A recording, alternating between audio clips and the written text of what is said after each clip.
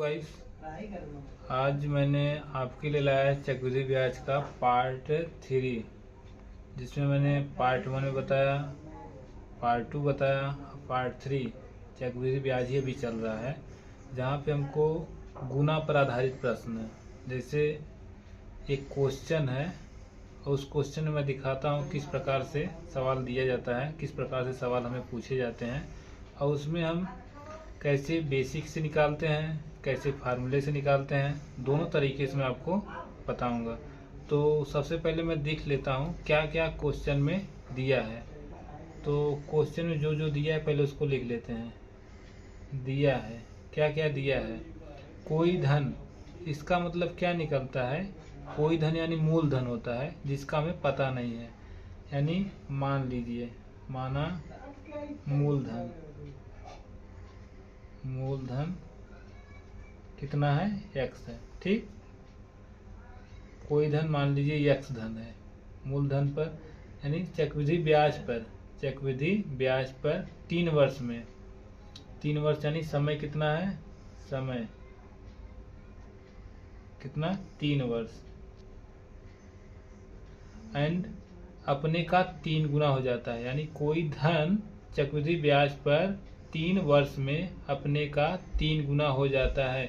कहने का मतलब क्वेश्चन ये कह रहा है, अगर मैं आपको एक एग्जाम्पल बताऊं तो समझिएगा।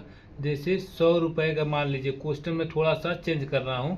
अगर मान लीजिए 100 रुपये धन है, धन का जगह लिख लीजिए 100 रुपये। मान लीजिए 100 रुपये के चक्रवृद्धि ब्याज पर 3 वर्ष में अपने का 3 गुना मतलब कितना हो जाता है, 300 हो जाता है। क्वेश्चन का कहने का मतलब यही है, यानी वो मूलधन का कितना हो जाता है, 3 गुना, यानी कितना हो जाएगा, 3x हो जाएगा। तो क्यों कौन हो जाएगा, चक्रवृद्धि ब्याज, चक्रवृद्धि ब्याज क्या हो गया, 3 गुना यानी 3x। तो कहने मतलब अभी फिर से मैं आपको बता रहा हूँ, समझिएगा। कोई धन, कोई धन मान लीजिए हमें पता ही नहीं है, अब हम इसके स्थान क्या लिख लेते हैं, 100 रुपये। मान लीजिए 100 रुपये के चक्रवृद्धि ब्याज पर, क्वेश्चन वही है, देखिए मान लीजिए 100 रुपये के चक्रवृद्धि ब्याज पर 3 वर्ष में अपने का 3 गुना मतलब कितना हो जाएगा, 300 हो जाता है। सवाल ये समझ में आ गया होगा। अब ये मेरा पहला इक्वेशन हो गया, ये पहला क्वेश्चन था। दूसरा में क्या कह रहा है, वही धन, यानी वही धन का मतलब जो मूलधन पहले था वही मूलधन अब भी है। तो मूलधन फिर भी वही कह रहेगा, अब भी मूलधन वही है, यानी मूलधन भी x है, अभी भी वही धन का मतलब वही है। उसी दर से, यानी दर का मान क्या है, जो पुराना वाला दर था, पुराना वाला दर क्या था हमारा, मान लीजिए पुराना वाला दर इसमें नहीं दिया है, तो मान लीजिए y है। अब इसी दर पर माने यही दर रहेगा तो क्या हो जाएगा, y हो जाएगा।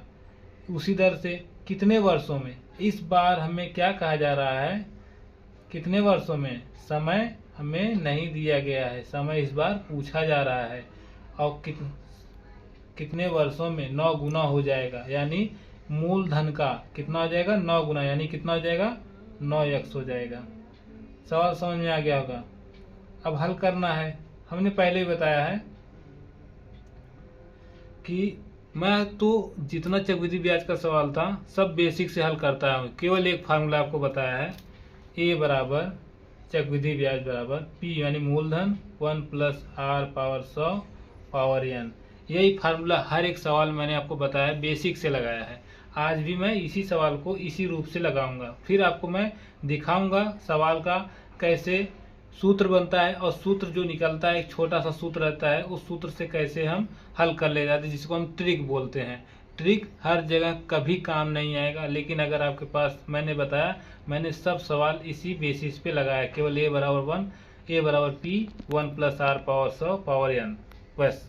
चलिए ए का मान कितना है, इसमें 3x है, इसको लिख लेते हैं। ये हमारा p है, ये हमारा क्या है, t है, जिसको हम n बोलते हैं, और ये हमारा कितना है, a है, ये हमारा क्या है, r है, दर्शा दिया हमने। अब पहले इक्वेशन में समीकरण से प्रश्नानुसार चलते हैं, देखेंगे a का मान कितना है, 3x है, तो यहाँ पे हमने क्या लिख दिया, 3x इक्वल टू p का मान कितना है, x है, यहाँ पे देख लीजिए p का मान क्या है, x है, इक्वल 1 प्लस r का मान नहीं दिया है, r का मान चाहे y लिखिए चाहे r रखिए, r को r पर रहने दीजिए, बटा 100 पावर n का मान कितना है इसमें, n का मान 3 वर्ष है। ये हमारा पहला समीकरण हो गया। ठीक, अब दूसरा समीकरण देखेंगे। चाहे तो हम इसको थोड़ा सा हल कर लेते हैं। देखिए यहाँ पे x है, यहाँ पे x है, तो ये कट जाएगा, ये कट गया। ठीक, तो हमें क्या मिला, 3 इक्वल टू यहाँ पे क्या हो जाएगा 1 प्लस r पावर 100 पावर 3। ये हमारा पहला इक्वेशन है। अब चलिए दूसरा इक्वेशन देख लेते हैं। दूसरा इक्वेशन यही बनेगा दूसरा सवाल में, वही धन उसी दर से कितने वर्षों में। देखिए दूसरे समीकरण से, समीकरण नंबर 2 से, समीकरण 2 से a बराबर P1 plus R by 100 power n, ये हमारा सूत्र है। समीकरण ये दूसरा वाला है इक्वेशन। मूलधन कितना हमारा a, कितना a, यानी ये हमारा a है, जिसे हम चक्रवृद्धि ब्याज कहते हैं। समय हमें निकालना है यानी n निकालना है, और दर कितना है y है, और मूलधन कितना है x है। तो अगर हमने दर यहाँ पे तो नहीं निकाला है, दर अगर हमने यहाँ पे निकाला होता तो यहाँ पे रख सकते थे, लेकिन दर हमने यहाँ पे नहीं निकाला, तो सेम वही चीज़ यहाँ पे उतार लिया मैंने। तो a का मान कितना है 9x उतार लिया। p का मान कितना है x है, यहाँ पे देखेंगे equal to 1 plus r power n। अब देखिए n का हमें मान निकालना है, तो हम इसको क्या करते हैं, इसको कैसे काट देते हैं। और हम 9 को क्या लिख सकते हैं, 3 का स्क्वायर लिख सकते हैं, बिल्कुल लिख सकते हैं। 1 plus r power 100 power n। ठीक, हमें क्या निकालना है, n का मान निकालना है। और 3 किसके बराबर है, इस पूरे के बराबर है, देख सकते हैं बराबर है ना। ये हमारा समीकरण 2 है, जबकि तो हम लिखेंगे यहाँ पे समीकरण 1 का मान समीकरण 2 में रखने पर, समीकरण 2 में रखने पर चलिए रखते हैं। हम 3 के स्थान पे पूरा क्या लिख सकते हैं, इसको लिख सकते हैं आराम से, बिल्कुल लिख सकते हैं। तो चलिए 3 के स्थान पे हम लिख देते हैं 1 प्लस r पावर 100 पावर, इसके ऊपर पहले से ही पावर है, और क्या होगा ये गुणे जो ये 2 है, ये 2 हो जाएगा इक्वल टू, उसके बाद ये पूरा 1 plus r power 100 into n। तो ये और ये कट गया देखिए, और 3 दूनी 6, और n का मान कितना आ गया 6, जबकि हमें n का मान निकालना था।